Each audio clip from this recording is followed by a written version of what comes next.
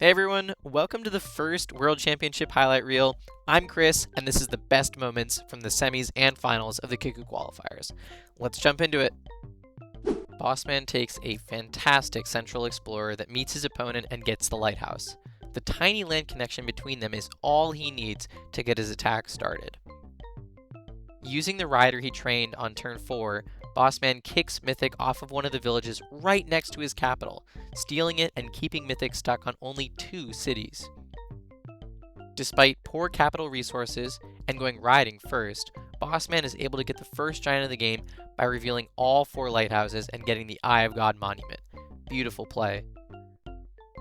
Mythic plays on, however, getting a giant of his own with a population ruin and investing in mathematics the same turn. We will be seeing several more giants from his side. Can Bossman hold him off long enough to secure the rest of the map? Bossman gives up the city he stole from Mythic, but quickly counterattacks with a giant of his own.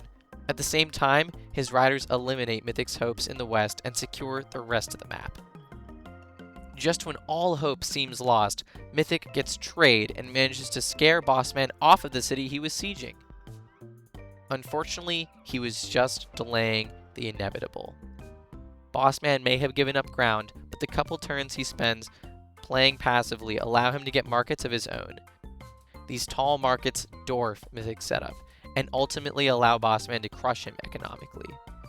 A nice knight chain is the cherry on top of a slam dunk for Bossman, allowing him to close out the game in style. Both players get explorers that reveal each other. The race for the unclaimed villages has begun.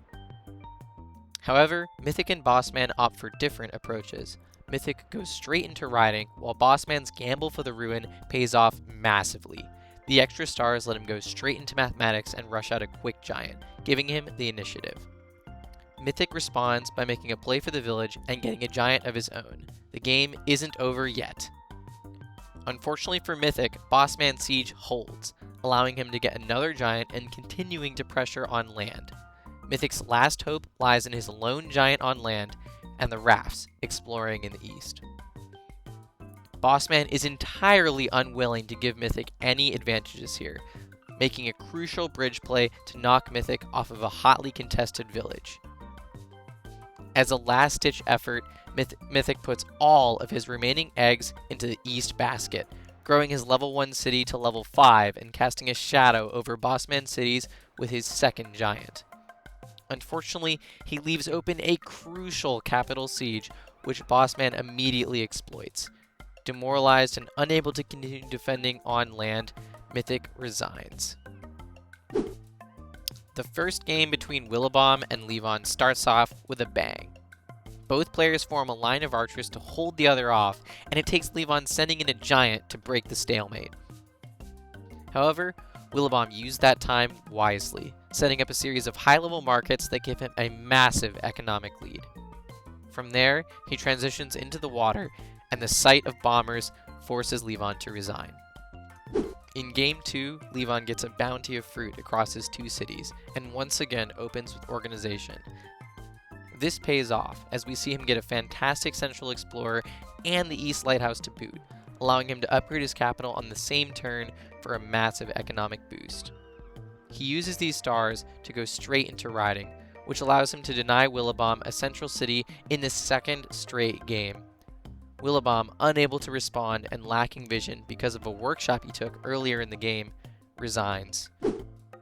Levon makes use of 2 early explorers to get fantastic map vision. These explorers set up a smooth early game for him and allow him to level up his capital quickly.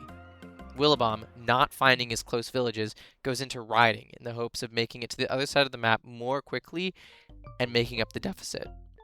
Unfortunately, Levon shuts the door on Willoughbomb's expansion hopes, cutting off his access to a crucial central city by upgrading 2 rafts into scouts. Willibomb, realizing he's going to be stuck on a low city count against an opponent with naval dominance, resigns. Bossman's lighthouse spawn allows him to get 3 warriors very quickly. Meanwhile, Levon's poor land connection forces him to place an early port down as a means of continuing to expand. Fortunately for Levon, the city he finds with that first raft is a great one. 5 fish and a fruit allows him to quickly start leveling it up. However, Bossman takes back the initiative, accelerating the pace of the game significantly with his first giant, who will immediately embark towards the central unclaimed village. Levon, realizing he needs to keep pace with his opponent, uses farming to get a giant of his own. The 2 ruins he opened don't hurt either. Strategy and riding give him attacking options over both land and sea. After an uneventful turn from Bossman, Levon proves his worth and turns the tables, taking the initiative back by making a second central giant. Bossman is not deterred, however. Seeing Levon step onto the unclaimed village, he immediately makes 2 scouts and denies it, establishing naval presence while also keeping victory within reach. Levon prepares to strike back, with rammers sitting patiently behind his juggernauts. Bossman seizes this opportunity to put a juggernaut onto the unclaimed village, picking up navigation along the way with the help of a star ruin. The game at this point seems to be all but his. Levon puts together one last attack. His first giant steps onto the critical central village. The juggernaut and its rammer entourage shoot forward in a full frontal assault, and scouts reinforce from behind. If Levon can claim the village Bossman is sitting on with his giant, he will gain a major foothold in the lake. With rammers of his own, however, Bossman does not make that easy. Closing out Game 2, the floodgates open, and Bossman's units pour forth, sweeping over Levon's defensive line and tearing apart the squishy defender scouts. After securing complete naval dominance, Bossman is in a winning position. Despite Levon's veteran rider's siege, making use of a beautiful giant push, the fact that it won't hold means that Levon resigns. Levon starts off game much the same way he usually does, getting a gorgeous explorer that reveals his opponent and the lighthouse. In a similar fashion to his previous series against Willibomb, this allows Levon to go straight into riding and deny Bossman a close city. Bossman, however, fires back with archery, using the forest defense bonus to create an attack with his warriors. Although this attack seems looming and mounting after a tense back and forth around the city Levon stole from out under his nose, Levon is able to capitalize on a star ruin and make a devastating roads play, taking another city from Bossman and forcing him to resign.